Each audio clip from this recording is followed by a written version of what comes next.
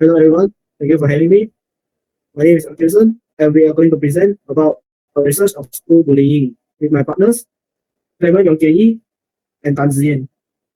Part of the chapter, we are going to talk about introduction, library review, methodology, finding, discussion, and conclusion. The project of these timelines, first week, we did selection of topic. In the second week, we did proposal presentation. In the third week, proposal was accepted and field work was started. In the fourth week, we did data collection and analysis. In the last week, we did finding, presentations, and final report submission. Chapter 1, Introduction, Definition of Bullying. School bullying is like bullying outside of the school context, which refers to one or more perpetrators who have better physical or social power than their victim. They act aggressively towards their victim by verbal or physical means. It is not one of episode. It must be repetitive or habitual to be considered bullying. End of the research. This research aimed to gain an insight into students' understanding of bullying and their attitude towards it. Chapter 2, library reviews. Chapter 2 is all about the differences of the types of bullies. The types of bullies that are mostly seen happening in schools are physical bullying, verbal bullying, and cyberbullying. Firstly, one of the most seen type of bully is physical bullying. Physical bullying is when a person hurts the victim physically in several.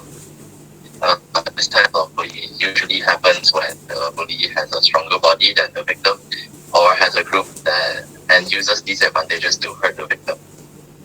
Physical bullying can cause the victim to lose confidence and try to cover up, and the victim will try to cover up signs of being bullied, mostly by using makeup or clothing.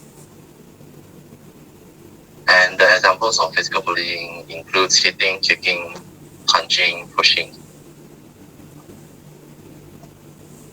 And besides that, verbal bullying is another bully that happens around school. The definition of verbal bullying is saying or writing mean things to cause harm to someone. Verbal bullying is also known as name calling. This is because most of the time you'll see bullies calling out embarrassing names or shaming the victim. Verbal bullying is also hard to be noticed because teachers or parents will never know unless there is proof of the bully's actions. An example of verbal bullying is behaviors like teasing or name calling, inappropriate sexual comments, taunting, and threatening. The third and last type of bully is cyberbullying. This bully happens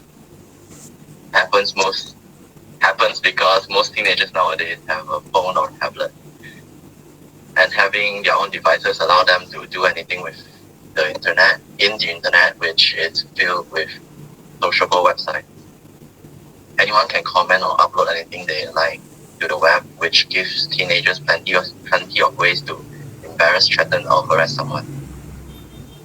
And the examples of cyberbullying includes posting harmful comments, shaming, hurtful, or embarrassing images, sharing hurtful or embarrassing images, making threats online, and sending hurtful emails or text messages.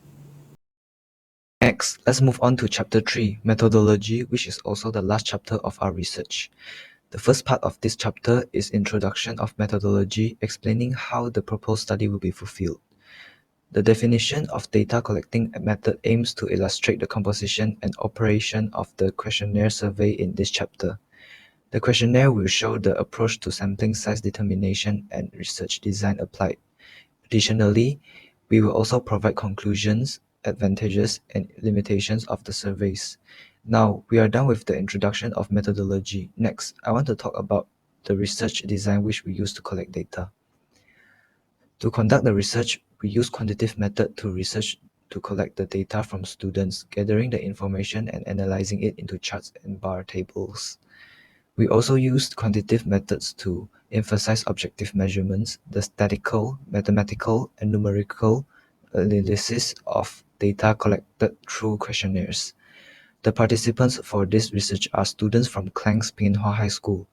They are from all levels.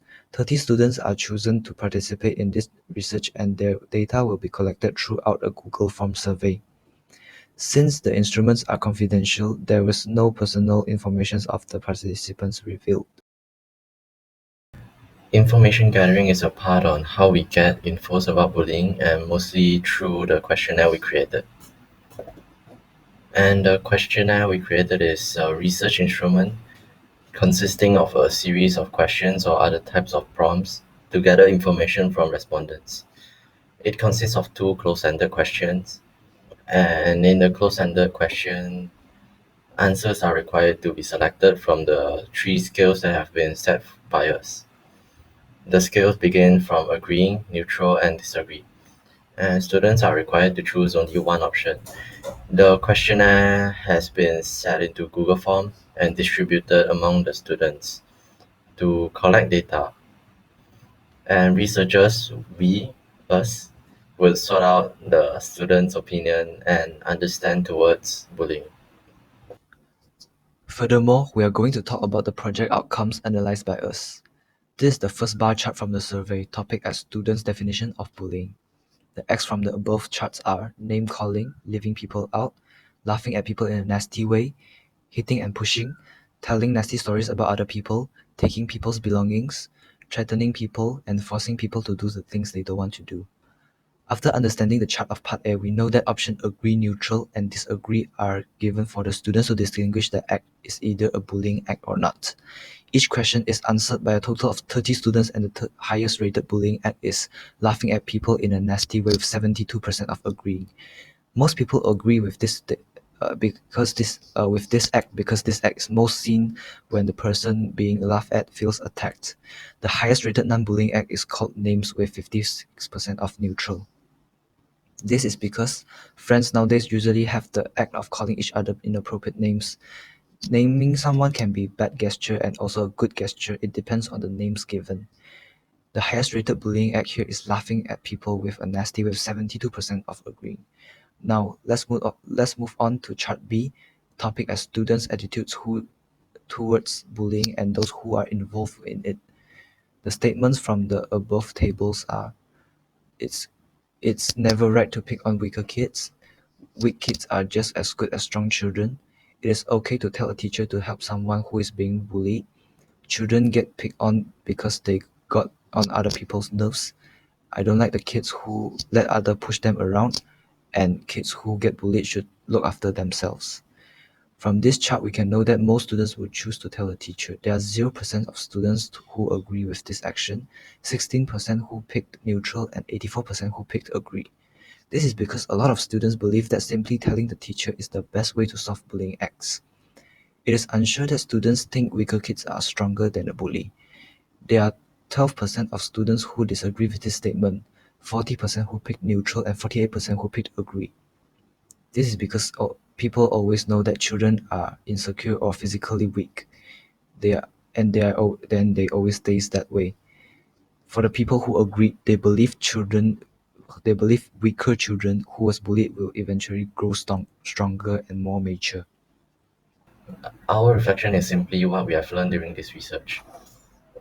And during this research, we were happy to discover the reality of bullying cases and the tragedies behind them. We have found out that the victims' feelings are generally ignored. No one tends to help them, not even the victim themselves. We are also surprised that the types of bullying these days have taken bullying to a whole new level, which is very dangerous as it can be difficult to distinguish between acts of bullying. And if we get a chance to do this research in the future, we would love to do more research about it and just to save the disease side of this society.